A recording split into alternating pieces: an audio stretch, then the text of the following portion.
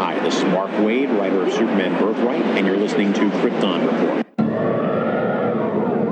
Up in the sky, look! It's a bird! It's a plane! It's the Krypton Report!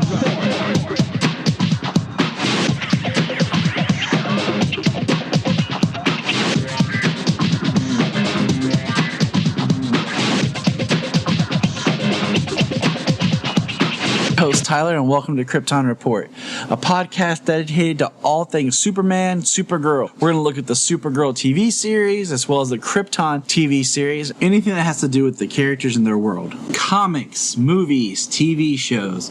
We will talk about everything and anything. We are part of the Southgate Media Group podcasting network. You can find us on Instagram, Twitter, Facebook, at Krypton Report. You can also email us at kryptonreportpod@gmail.com. If you get a chance to go over to iTunes, Apple Podcasts, please leave us a review to help us get better. You can find me personal at JTYPatrick on Twitter and everything else. You can buy a Krypton Report t-shirt at tpublic.com. Check it out. They have all sizes, colors, styles of shirts. Just go to tpublic.com and search Krypton Report, and you'll see our logo. And every time you buy a shirt, it helps support other podcasts from southgatemedia.com. Thank you. Enjoy the show. Welcome to the Krypton Report. It is I, Tyler, and with me, as you've come accustomed to hear, that sweet voice from not too far away, the Superman Red himself, Mr. James Cole. Welcome, James. Hey. It's kind of late, but James and I are getting in this routine. We like to talk Krypton after watching Krypton. Like, while we're still like, yeah, not letting it too far ahead of us. Right. So, some quick news we'll go over. Okay. Supergirl has been renewed for season 4. So, awesome.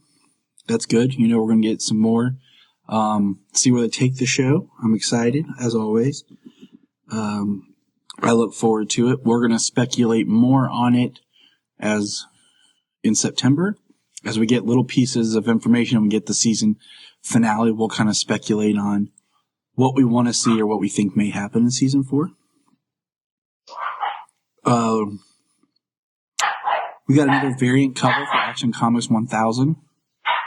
Which is just, it's Superman, Lois, and Jonathan. Looking awesome. And Crypto. Yeah. And Crypto. Looking awesome in front of the American flag. So yeah, very nice cover by done by Patrick Gleason. Which he always does amazing work. Excuse me. And let's see, So, I mean, it's awesome. I mean, it's nothing that jumps out at you, but it just looks awesome. It looks like a regular Superman cover. Let's see. For Action Comics 1000, I just read, actually not too long ago, that pre-orders are like 500,000 pre-orders already for Action Comics 1000. Yeah. It's going to be a pretty big issue. Yeah, and then let's see. Supposedly, okay, so I'm doing some more research. I saw this posted online. I actually sent an email and a tweet to Warner Archive, but supposedly Warner Archive, which releases, most recently they released Batman Sub-Zero on Blu-ray. They released Batman Mask of the Phantasm on Blu-ray. They released the 3-hour cut of Superman the movie, the TV cut on Blu-ray. So, supposedly, we'll be getting a Supergirl the movie Blu-ray release in July. More to come if we find out what that details. We'll see if it's truth or if it's false. I don't know why they just didn't include Supergirl the movie in the Superman collection when they put it on Blu-ray as a bonus feature. I mean, they included Superman and the Mole Men as a bonus feature. And a bunch of Fleischer cartoons. Yeah, so it would have been nice just because I would like to own a copy of it. I have a digital copy that I got. If you try to buy the DVD, it's out of print, so it's ridiculously expensive. So if they release it on Blu-ray with some special features, I might just buy it then, just to have Yeah. collection. Right. Yeah. Just to complete the super collection. Me too. I haven't seen it. I've only caught bits of it on television, like from when I was a child. There's a lot of things I've been hesitant to buy recently.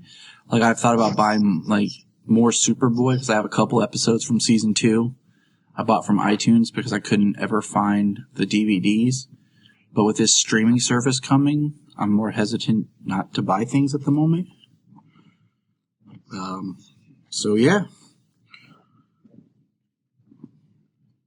Yeah. Well, I'm still I haven't gone digital yet myself, so I'm still pretty much physical media for the majority of everything. So yeah, I'm physical media for everything. I wanted to watch some of the Superboy stuff with Gerard Christopher, and I was like, okay, I'll buy a couple episodes just to check it out because I couldn't find it anywhere else to watch or anything. Let's see. My last bit of news is that supposedly they dropped the Flashpoint title for the Flash movie, but I read that like one or two places, so we'll see how that pans out.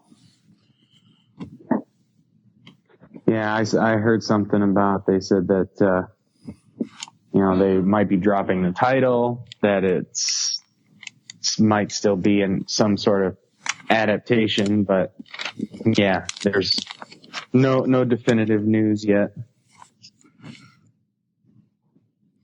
And did you have any other news that we found?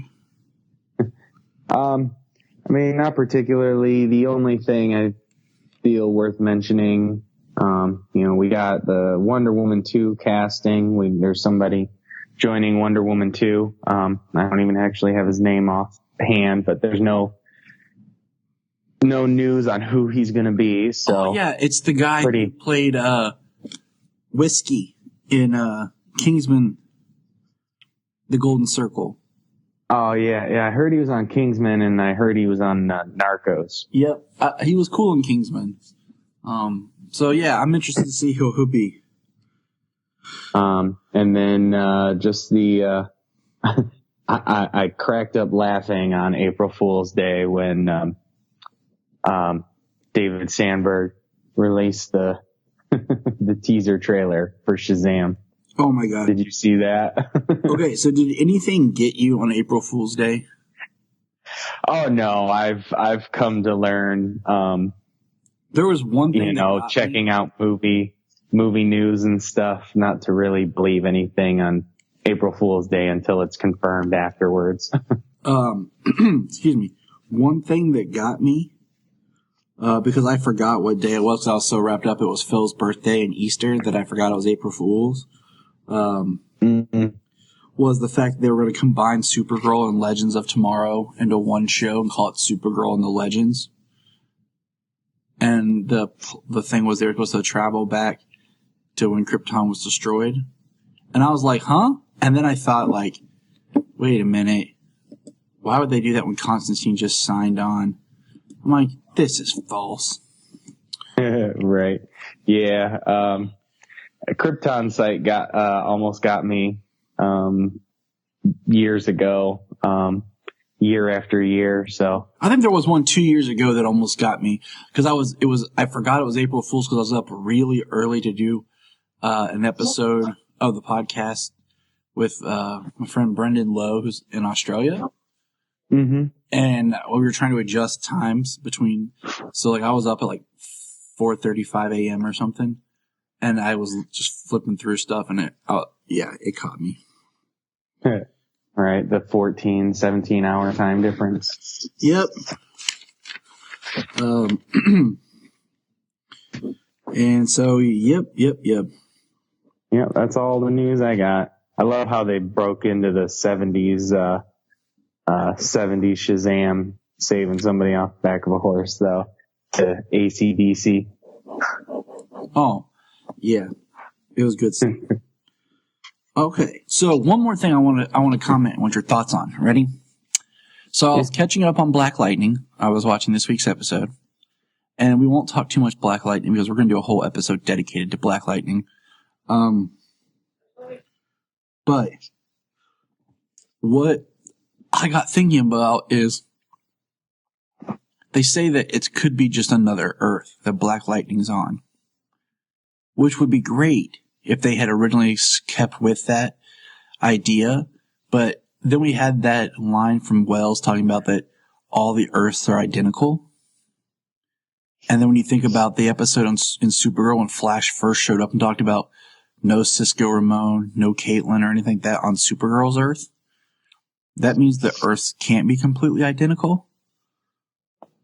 So there's inconsistency in their multiverse there. Because I like the idea that there's doppelgangers on some Earths and some Earths there don't, because different people made different choices. Right. And, some people may not have been born, and things like that. So I think that's kind of neat. But yeah, that was just on my mind. Yeah. Black Lightning, great show. And, it's the way, from what I hear, they actually shoot it in Atlanta. Yep. So all the other CW shows are filmed in Vancouver, in Canada. So that's a big jump, a big leap to be able to combine it with the Arrowverse, even for crossovers. I think if they do a crossover, because if they do it, and since Black Lightning, like say the show doesn't premiere until January, either they film the season early or whatever, or they just fly up Cress Williams. And just have just him. We don't need his whole supporting cast. I think they could make it in there. So, I'm sure they could accommodate, but it'd definitely be a much bigger accommodation than normal with all of the large traveling distance. Oh yeah. All right, so let's move on to this week's episode of Krypton, episode 3, called The Rankless Initiative, correct? Yes. Yep. All right. Take the lead here, my friend. All right. Well, the episode picks up with the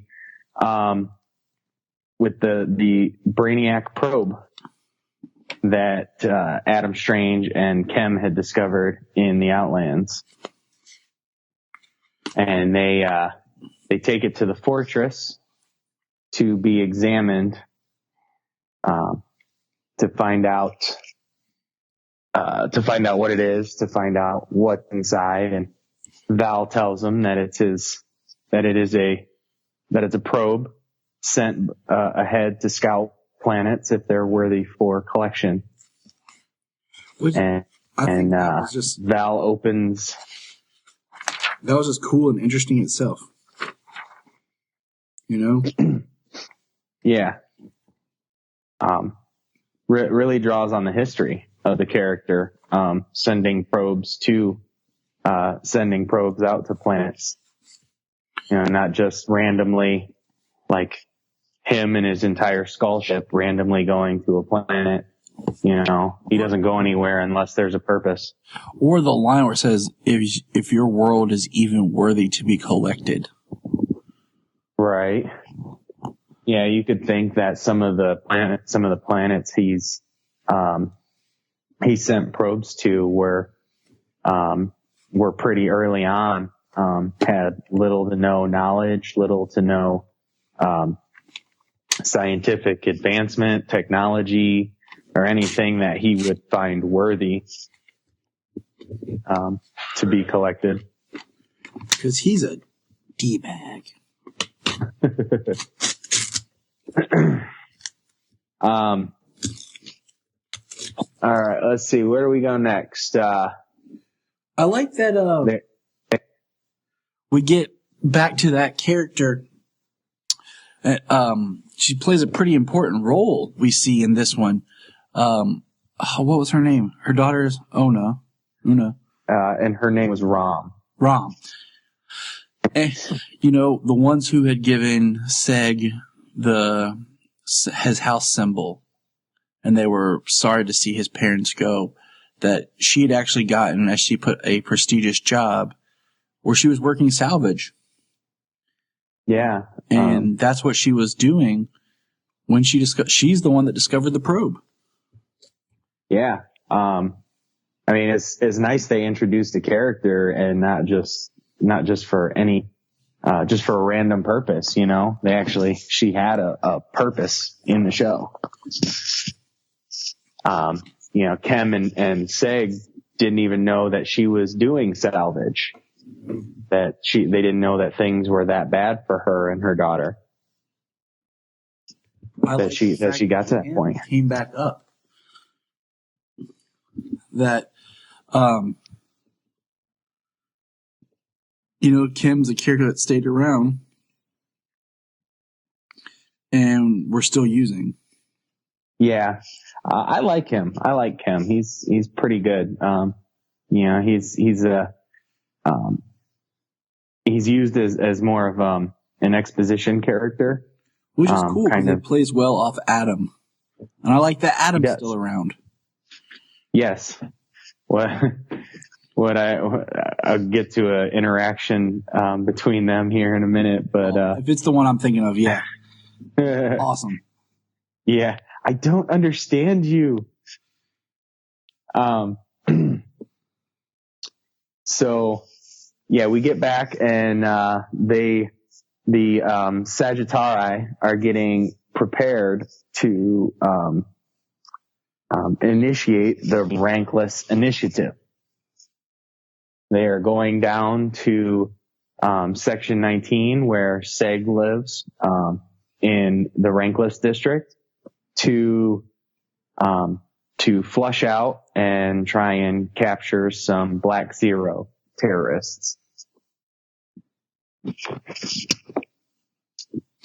Which we get to see. What do you call it? Someone who supposedly is in Black Zero who's moved up in the ranks. And I'm very curious, to know more about Black Zero, because they keep talking about it, but we've yet to meet anyone a part of Black Zero or anything that makes Black Zero real. And I part of me I really hope that we maybe meet somebody from Feora's house, which is Ul, U-L. Mm-hmm. And I don't know what Ursa's last name is, because I really always. Well, actually, you and I talked about that. Quexul, he was a UL. Was he? Yeah, his name was Quexul. That just struck with me. Yep. I wonder what relation he might have been. Okay, so that was totally right there. Awesome. Yes, random. Yeah, it popped right up. Okay, we're already ahead of it. Because like we talked about before, female names in Krypton are usually really weird. So her name shouldn't be just Feora Ul. It should be Feora blah blah Ul. You know, yeah, like maybe Feora. Right. That's where it starts to get crazy. Right. And it's kind of hard sometimes when they just call them by their last names, like Zod. Yeah. You know, everyone knows that Zod, but they don't realize that his first name is Drew. D-R-U, I think. So just D-R-U. Right. I can't remember. I've seen it. That sounds right. So people don't know that. They just think Zod. Well, we've learned that Zod is more than just one person. Yeah. So we get Lyta speaking to her squadron, and she is doing the best that she can to make the initiative safe, so that innocents aren't dead, and it doesn't start a riot or violence. Well, she so makes that there isn't a cost to lives. she makes the point about they would be better to go down there and talk to the people and be amongst the people than to go down there with force. Right. Well, I mean, that's what she believes, but obviously, she's just a commander of a squad. There's a lot more military, heads above her. Yeah, but that doesn't mean they're right just because they're the military heads above her. Oh, no. Well, we all know that for a fact. But, she does what she can for her squadron to go down and scan people and try to smoke out some Black Zero operatives. And actually, spoiler for next week's, there's I saw an article. I didn't read it, but they are going to have some Black Zero people next week. Cool. So that takes back what I just said about we haven't really identified Black Zero. I kind of am intrigued. What if they bring in somebody connected to Non? I think that would be kind of interesting. Right. Well, with Non's history, I wonder as they move forward if they're going to do, possibly in further seasons, genetic experimentation. Oh, probably, because that's probably how we'll end up getting Doomsday of some sort. Because they've referenced about having Doomsday in some way, shape, or form appear or be mentioned.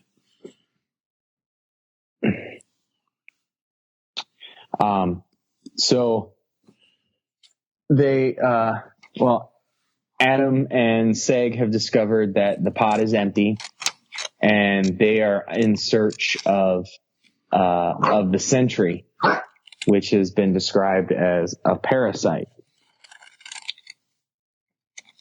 And they have to find out who came in contact with the pod, which I thought was interesting. And yeah, right, and then they give a little flashback. And yeah, that's when, like, I was thinking, maybe it's the voice of Rao. That was my first thought. Before the flashback. Right. And the flashback, yes, Rom is talking about her prestigious job, and we find out that she's working salvage, and they talk to him. Apparently the stuff they find, they're more interested in things that are more expensive, better sold on the black market than reported to the guilds. Of course they are, because that's their profit. That's their money.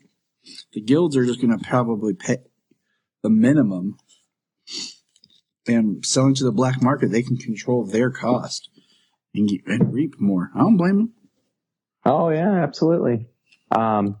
So Adam Strange is out there searching, and he comes up to a black market dealer on the street. And actually on that street, when he walks down, there's a woman who's walking up. She walks up and she just walks around the corner of the building. She is wearing a red skirt with a yellow belt. Nice. She's I did not see that. Yeah, she's wearing a red Supergirl skirt.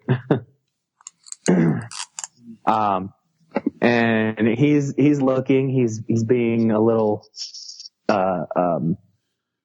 creative in trying to describe what he's looking for. And another Easter egg here, the guy picks up a Haraka egg sack. The Man of Steel Haraka, where Jor-El flies on. Oh, okay.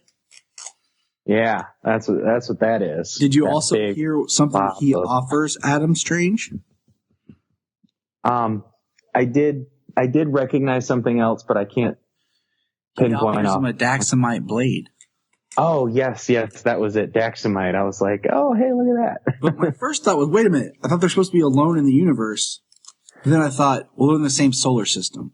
So maybe they've just kind of taken, like, Daxam's over here. we're in the same solar system, you know, and that beyond that, there's nothing else. Right. Yeah. Nothing beyond the solar system. Because that was kind of my first thought. Like, wait a minute. But that's all I kind of rationalized it. Like, exactly. It doesn't make sense to me. You might have to rationalize it that way. Because they are they're like twin planets and so close to each other in so many ways. So that's kind of, I was just like, all right, I'll give it to them. I'll just pretend like Daxam and Krypton are in the same solar system. Makes sense. Right. Sister planets, maybe, or makes sense. Yeah. Then Adam asks for a little box that's got a whole bunch of hexagonal sides around it. And he gets it in his hand and he cons the guy to look away and he takes off running. Which was awesome. Well, the guy wanted 20,000 solars for it. Which, you know, that could be like, what, 10 cents? And he only bought it for what, 250 or something? 200? He bought it. Right. Yeah. She was pretty disappointed that she said it had to have been worth more, especially since, you know, where she found it and what it was. So got what he deserved, ripping off the lady and her child. Yeah. Then Adam runs to the bar and, apparently he lost the guy. Guy didn't even show up in the bar, but he dove and hid down behind the bar. And at this point, it's basically when, the Sagittari, the skimmers come in down to the city and the soldiers are lowered down and they're rounding everybody up for scans and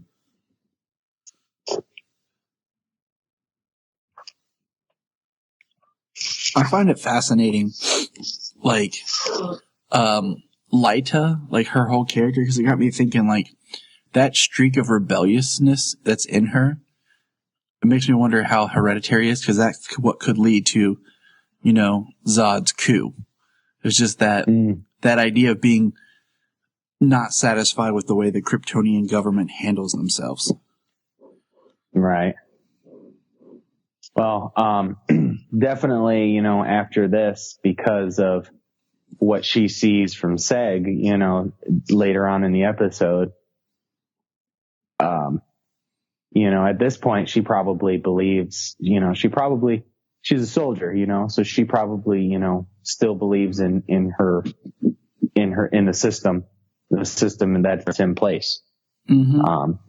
So, you know, I'm sure after some things actually happen here, what the level of corruption that she's going to end up discovering as the season progresses, you know, that would definitely fuel the family's, the family streak of rebellion. Oh yeah. So then, Seg, he sends Adam off with the probe, with the sentry device to the fortress to get Val starting to work on it.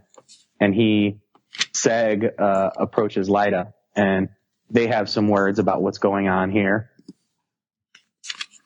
And, you know, this is where she tells him that, you know, without what she's doing, it was going to happen anyways, but she's trying to minimize, you know, the risk and minimize casualties and make it a safe operation. Cause she doesn't want the Rankless to have more fuel for the fire of their hatred towards the Gilded. Exactly. I mean, it's gonna the class system is gonna be their downfall. I can almost, because like in some versions of Krypton, Kryptonian like mythology and everything, the planet was like there were saboteurs and spies that helped blow it up. And you could see kind of where the Rankless might, a group of terrorists, Rankless, could get to that point. Oh yeah, constantly being stepped on, keep being stepped on, everything they have taken, everything they could have taken before they can get it, And because we see here that, one of the Sagittari,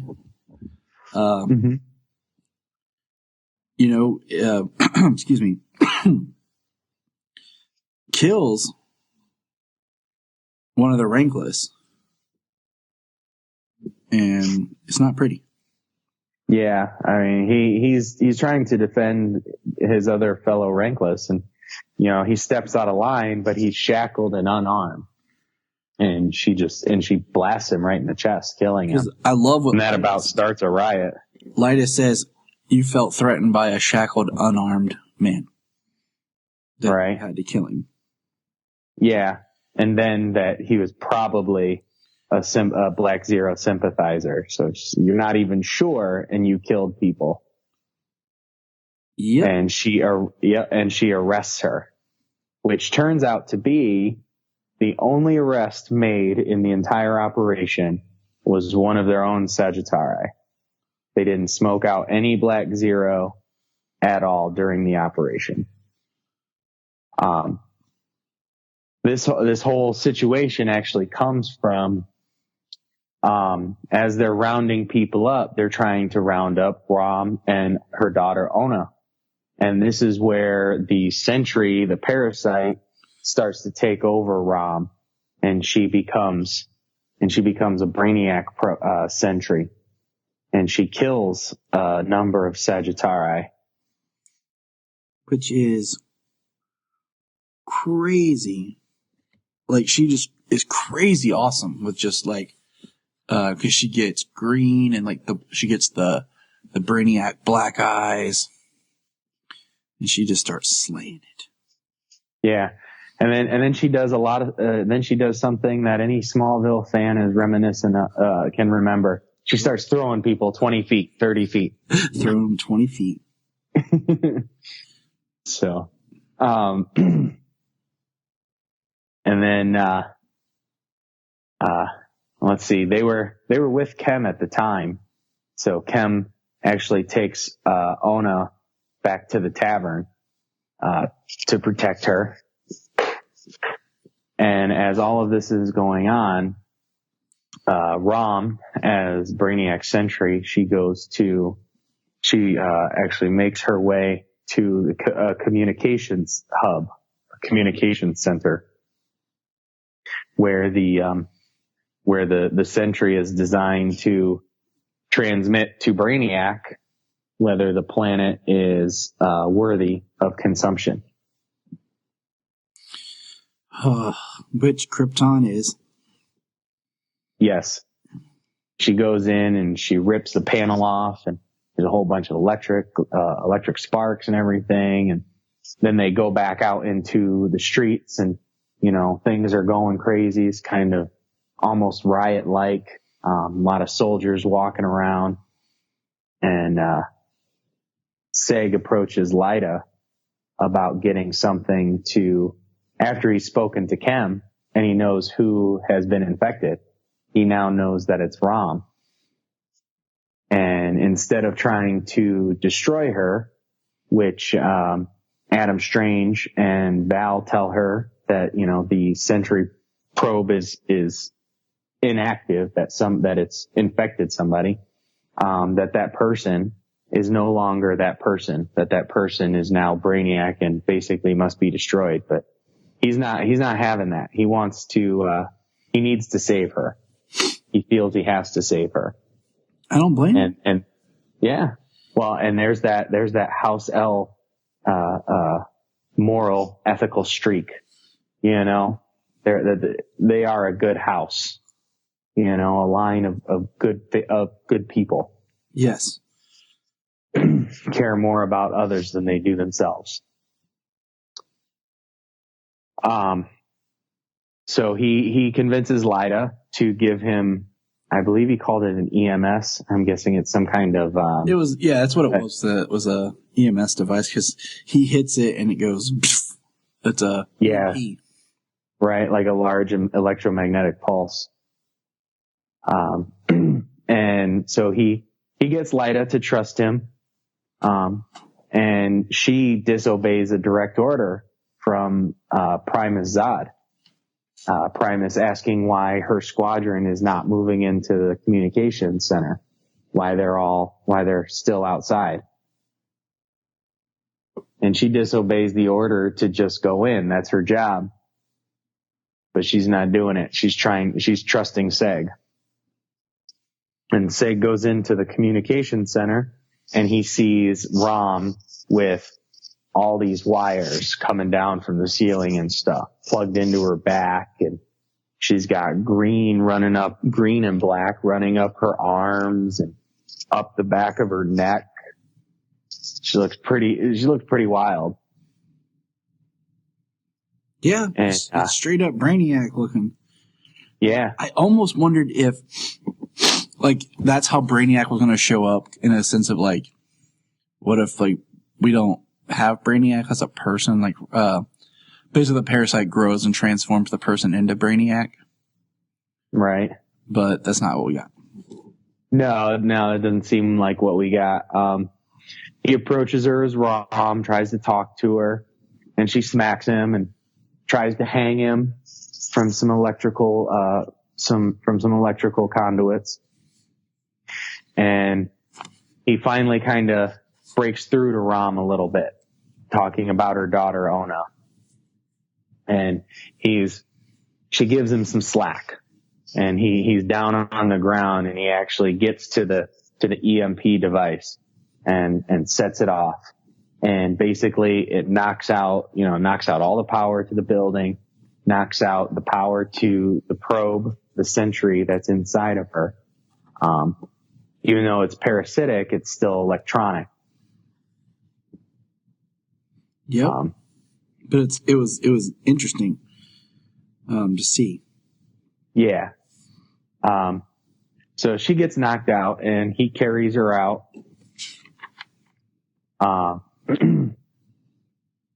And then he runs into Lyda outside, and she asks what happened to her, because she sees the damage and all the wires and everything. And he tells her that his grandfather was right, that there's something out there, and it got her, and it's coming for the rest of them. And at this point, Lyda, she believes, like I said, she kind of believes in the system. She's a soldier. She's supposed to. And she says that they need to take her to the council to show the council that Val-El was right and that this is happening. But Seg, he's, I'm sure for other reasons as well, not believing that, they wouldn't just basically conspiracy theory and hide this like an Area 51. Right. But, he says that he has to save her, because all she has is her mother, all Ona has is her mother. Exactly. So, he's being a good person. He's being an L. And, he takes her to the fortress where Val is inspecting her, and says that whatever Brainiac has done to her is the only thing that's keeping her alive. And they basically say, well, hopefully we stopped her before she was able to transmit the Brainiac. And they said, well, it's too late. Like, Brainiac's coming. She got the transmission out, and Brainiac's coming. And then that's when we get to see a long lingering shot of the Skull ship, which the ship and the space, I don't know if it's a destroyed planet or an asteroid belt or something that the ship is by, but man, that shot just looks so great. Yes, it does. I get excited every time I see it. Right. It just looks like, I like that Brainiac hasn't like really shown up. He's still being teased. We're in episode 3, but I'm glad that he's not completely here yet. Right. Yeah. It still leaves, still leaves stuff on the planet, things that need to be done. Obviously there's going to be Black Zero, like terrorism. There's the corrupt government to deal with. There's a lot of different levels of story available on the planet now itself. Did you, we've kind of skipped over where it was mentioned, but do you remember the name that was dropped? I think the name that it was by, Vex and his daughter were talking, and they say Jack's Ore. Oh yeah. When they saw the, cause they didn't show up, but once or twice in this episode? Yes. And Jack's Ore is a Kryptonian scientist rebel who's kind of like, if you want to think of it like an amalgam character of Zod and Jor-El. He was used in Superman the Animated Series because they couldn't use Zod at the time. Mm-hmm. So they used Jack's Ore instead. Now, don't confuse him with Dax Ore, which has been used as an ally of Superman. But Jack's Ore is usually more of a villain. But sometimes I think anti-hero-ish at times. Like, he's not full on Zod, but he's not super good. Right. So I think that'd be I'm glad they brought his name up because he always was older than Superman because he was supposed to be reviewed as like the worst criminal in the Phantom Zone. So yeah, I remember him from the animated series and then that character was actually played in Man of Steel by, the guy who played the clone of Lex Luthor in season 10 of Smallville. In season 10, episode 1 or 2. Can't think right off the top of my head. I'm pretty sure that was the pilot. I'm pretty sure that, or not the pilot, the first episode of the season. I think it was too. Yeah, there's a lot of cool Smallville connections to Man of Steel, but we'll get there. Yeah. But that guy was actually Jack's Ore as well. So that pretty much wraps up this episode of Krypton. How do you feel it was? I like it. I do like the chronology that the show is using. It's pretty much picking up, one right after the other. Yeah. If you could edit it together, take out the credits, you could watch this almost like a straight movie. Right. You really wouldn't know where one episode began and one ended. Absolutely. Which is kind of nice, seeing as they have the ticking clock, which wasn't actually really shown in this episode. I mean, you saw the cape in the fortress, but they didn't do any of the focus on it getting shorter. Yeah. This episode. I feel like that's one thing I don't want to see in every episode, because then it could be more annoying because you're building suspense that we really don't have time yet. I mean, the next time we see it getting shorter, if it's like significantly shorter, that could be good to show us that things are still happening. But I don't need it in every episode for them to acknowledge like the cape's getting shorter. Yeah. I mean, it's like the doomsday clock where they just keep pushing it up one more minute closer to midnight. You don't have to see it every time it moves. Like if you see it 10 minutes, then 5 minutes, then 3 minutes. You're good. But, what would you rate this one?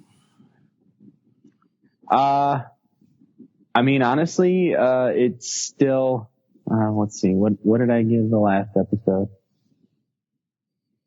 What did I give it, an 8.5 or a 9? I think you gave it a 9. I did the 8.5. Okay. I mean, I'm enjoying the chronology. All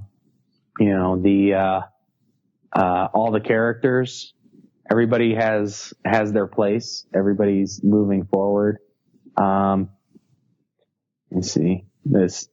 And then with the ending of being on Brainiac saying that Krypton, your world, is at its end, being the closing shot of the show with the black eyes and all the data running through them. I'd say I'm saying the show's pretty consistent. I'm enjoying it. I'm liking the Easter egg drops. I like that Adam is still around. Yeah. We didn't mention he brings out his Zeta thing and mentions that he's having problems with it. So it makes you, and he wanted Val to look at it. So it makes you wonder, maybe he's stuck there. Yeah. Yeah, we did forget to mention that. And that was actually pretty cool because it looks alien to everything on the show because everything is on Krypton. Everything looks in place, in continuity there. And then he pulls the Zeta beam out of his pocket, and yeah, it looks completely alien. So, speaking of Brainiac, we're going to segue a little bit here. So, Solomon and I just recently watched Superman Brainiac Attacks. I don't really recommend it. It's got some interesting points. I knew it wasn't good going into it, but I found it for $2 at FYE going out of business, and I was like, all right, I'll get it. Well, you got to have it in the collection, right? Yes, you're absolutely right. But the weirdest part about it is because all the character designs is Superman the Animated Series. So you feel like it's in continuity with that, much like the way that, Batman Animated Series had the Mask of the Phantasm, Sub-Zero, and then the new Batman Adventures, which was still in continuity, had Mystery of the Batwoman, like movies that fall in their canon. You kind of go into this thinking that, okay, so this is like a Superman, but it's not. It has like the drawings and most of the same voice cast, but you have different Perry White and a horrible Lex Luthor. Oh, really? It's Powers Booth doing the voice, but then just having his voice in a very over-the-top performance, more in the line of like a Gene Hackman-ish, but looking at the Clancy Brown Lex Luthor. Oh, yeah, no. So you can't. It just clashes, and you're just like, oh, this doesn't feel right at all. Brainiac's pretty cool and in it, but at the same time, it just feels like a drug out. So I definitely don't recommend it. Okay. There's one cool thread in it about where Perry and Jimmy almost figure out that Clark and Superman are the same person, and the way Clark deals with wanting to reveal himself to Lois. That was neat. I like that part of it, but other than that, no, I wouldn't recommend watching it. So Solomon and I watched that yesterday because it was about Brainiac. And then today we revisited Superman Unbound, which is based off the Jeff Johns Brainiac Attacks, or Superman vs. Brainiac. I can't remember the name of the book at the moment. And that's where they're getting a lot of their Brainiac imagery for Krypton. Now, Phil and I did a review of Superman Unbound a couple years ago. I was trying to find the link, but because for a while we had incorporated Krypton Report into the Legends of DC podcast, there are some episodes that are only on that feed, which I think still exists. I haven't checked in a while. And I believe it's in that feed. So if I can find it, I'm going to post it. Cause I would say I did actually listen to it. I scrolled back pretty far.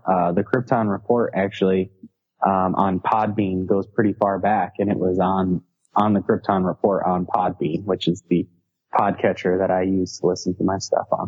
Awesome. Okay. Cause I use on iTunes is where I have mine. So, and it wasn't there. So Podbean listeners, or even people who don't listen to Podbean, you get on Podbean and you can find it. Cause we always want to share, cause when James and I first started talking, he had messaged me about, hey, did you stop the show? And I was like, no, we're still doing it. It was all on the Legends of DC for a while, before we took back our Krypton report feed and everything. So, but because of the Brainiac, significance, we just wanted to kind of take a moment and just, James and I to visit it together and just kind of talk a little bit about it. So, James, when Superman Unbound came out in 2013, in June or July?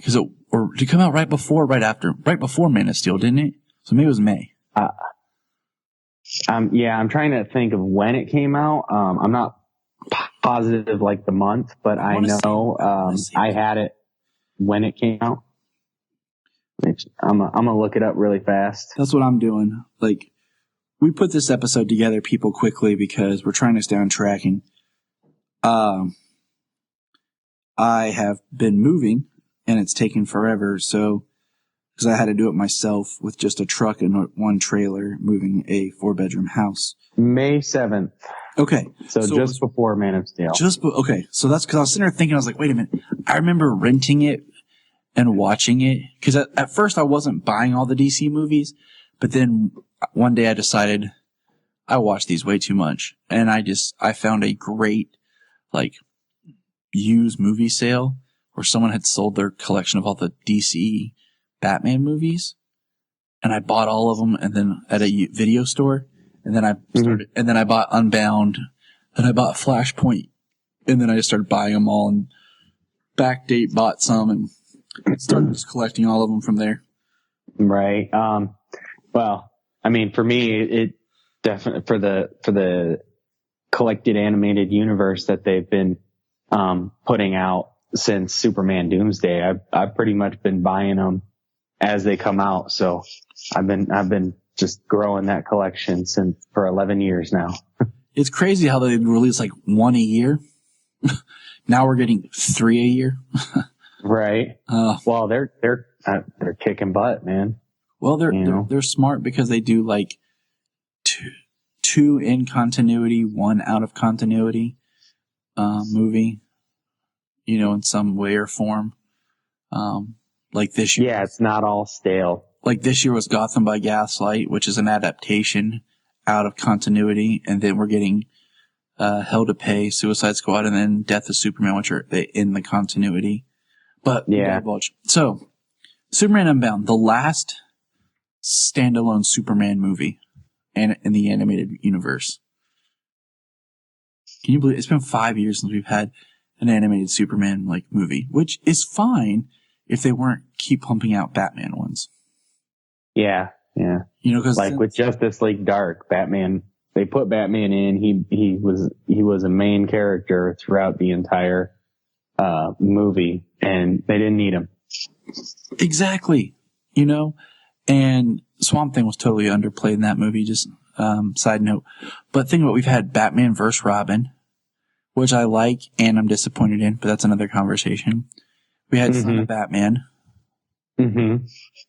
And we had Batman Bad Blood, which is great because that was more Nightwing, Robin, Batwoman, Batwing, and then the little cameo at the end of Batgirl, which I still want a sequel to that one. Yeah. It was a stinger with her, with Batgirl, Batgirl of Burnside. Yeah. So that was 2 years ago, but that was a good Bat family movie. But we haven't even introduced thinking about you and I were talking we hadn't introduced Lex Luthor in the continuity. We haven't introduced Supergirl or really explored much of Superman's world in the continuity. So that's that. But jumping back to Unbound, I was kind of shocked in one way because though this is an adaptation of the book, I'm kind of surprised they put the trunks on him. Oh yeah. Just thinking about it, we were in the New 52. Yep, where he- and in the Man comics. of Steel was coming out where he didn't have them. Right. And I thought, like, when I was watching it today, like, I'm very surprised that he's wearing the trunks. Just because, like, with the animation stuff, they change. But, I mean, they did stick close to the, the look of Superman and the type of outfit that Supergirl wore in that comic. Mm-hmm. But we got Brainiac, who was voiced by John Noble, who's great. He is amazing.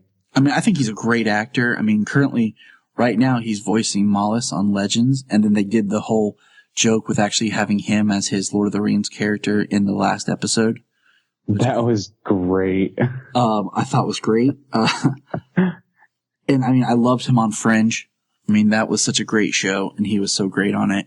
But nobody has that intelligent, haunting voice that made his Brainiac so cold and calculating. Yeah. They didn't even have to. They've got some of the robotic augmentation to his voice, but they've got it so little. It's just enough to make you think he's a robot, and it's not enough to really change his voice. Yeah, it's just his voice. It's great. He even does Scarecrow in Arkham Knight. Oh yeah, he does. I totally forgot that. Dang, he gets around the DCs. Right. He's a great voice actor. I'd love to meet him. I think he'd be cool to meet and talk to, because he actually got started acting later in life than most people would assume and do get started. Right. But this film, I love the fact that in this film, Clark and Lois, like, it shows their relationship. This is interesting because we have Supergirl and we don't realize that in this film, Supergirl and Lois haven't met yet. And we get the story of Kara remembering Brainiac attacking Krypton, and that like scarred her and she's scared. And one of the best scenes is her and Cal talking, and he says, "You're not a little girl now, and you're not powerless to fight back." Mm-hmm. So it's a great, I recommend, like, if you're a Superman fan, I recommend that movie. If you're a fan of Brainiac, I recommend that movie, because that's the Brainiac that we're getting now. And that's the Brainiac that we've been wanting to see in live action for a while. Oh yeah, forever. And we'll talk about it more, but I like the scene, and I'm disappointed in some sense when Superman fights the ship in Man of Steel, because I felt like it was very Brainiac-like. And I kind of had hoped that's where we would go with it, but we didn't. Oh, when he fights the World Engine? Yes. Yeah, with the techno, what did they call it? There's a technical name they called it. I cannot think. I've been up too long today. Yeah. Kids. Yeah, it's been a pretty long day for me myself. And I don't want to keep us too much longer, but Superman Unbound, what would you rate it out of 10? Well, unfortunately, I mean, the only thing I have to go by is the movie itself. I can't compare it to the book. I haven't read it. It's on my list to get. But the voice acting's great. Matt Bomer plays Superman. He's one of my, which he was actually in the running. Yes, I was going to say that. Like, he's actually one of my favorite Superman voice actors. I really kind of go back and forth between George Newbern and Tim Daly. Some days I'm like, oh, I'm all about Tim Daly, and some days I'm like, I like George Newbern better. But those two aside, we'll just say they're tied at 1. Right now, Jason J. Lewis is at 2. I think Matt Palmer's at 3. I mean, all in all, as a movie, I'd have to give it, a solid 8.5. Good animation, well placed, well paced. I said well placed, well paced. It doesn't feel like it's overly long. Doesn't feel like everything is rushed. Everything is given its time to breathe and enough history, to tell you what things are, who people are, and what they're all doing. So, yeah, I'd give it an 8.5. I'll give it a 9. And a lot of that comes from I really like Kara's story. Can't remember what it is. It's Kara in this one. I like her heaviness to it of where she stands, because I always talk about how I find her character sometimes underserviced, but the trick to her character is to remind everyone that she experienced Krypton from a whole different point of view than what Cal did.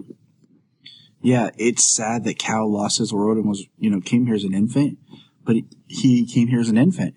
He has no memories or anything else of Krypton to really miss it. But Kara, she knows it, remembers it, knows people, and lost everything. So I think in a lot of ways her backstory is much sadder. Yeah. Than Superman's himself. And I think a lot of people. Oh, absolutely. And actually, you know what? Just something I just remembered about the movie. I guess it'll bump it up to a 9 for me as well. Diedrich Vader plays Steve Lombard. Oh my gosh. I totally forgot that he was Lombard. I just recalled that. But I totally forgot it was him. And when he pops up and it's him, I was like, oh my gosh, this is so great. I totally. Like his, right? Like his voice, for whatever reason, I mean, he's perfect as Lombard for, the delivery that he gives. And, but you would never see him as that character outside of his voice. Well, it's just like him on Batman Brave and the Bold. You like the voice, but as soon as you see and you realize who it is, you're like, oh wow. It's that guy? Yeah. Well, he doesn't look like Batman. You're like, he's just goofy. Because I always think of him from the Drew Carey Show. Yeah. Bat and Beverly Hillbillies. Oh, yeah. Yeah. I think you and I might know people that actually like that movie.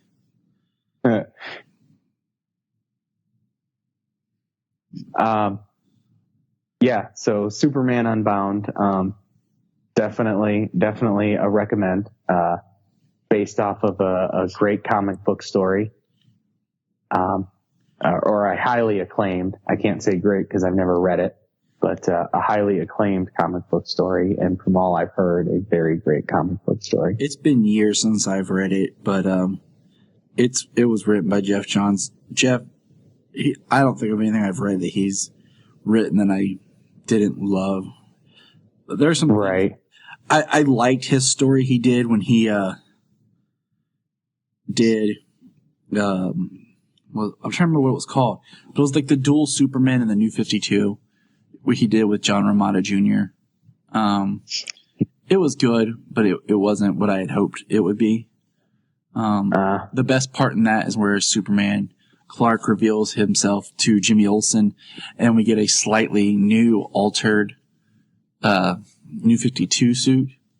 And then that's where the going solar flare power came from, was in that run. Yeah. But other than that, the story was okay. I liked it, right, but I didn't love it. But so much of other stuff that Johns has written for Superman, I've loved. And the Brainiac one falls into that. Yeah. He does so much good work. I mean, he wrote Secret Origins. He wrote Brainiac. Which eventually we're going to review. Absolutely. Secret Origins if we can ever get there. At some point we're going to have that hiatus.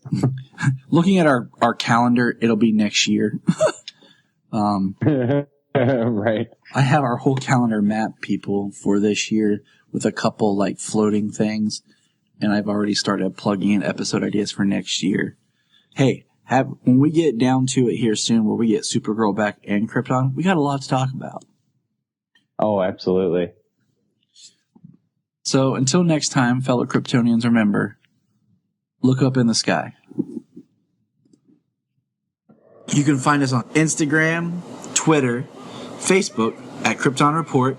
You can also email us at kryptonreportpod@gmail.com. If you get a chance to go over to iTunes, please leave us a review to help us get better. If you're an Amazon shopper, just remember you can go to southgatemediagroup.com. There's a portal, log into Amazon, and you'll shop into your account just regular, but it also helps keep all the podcasts on and helps keep Southgate running. Remember, look up in the sky.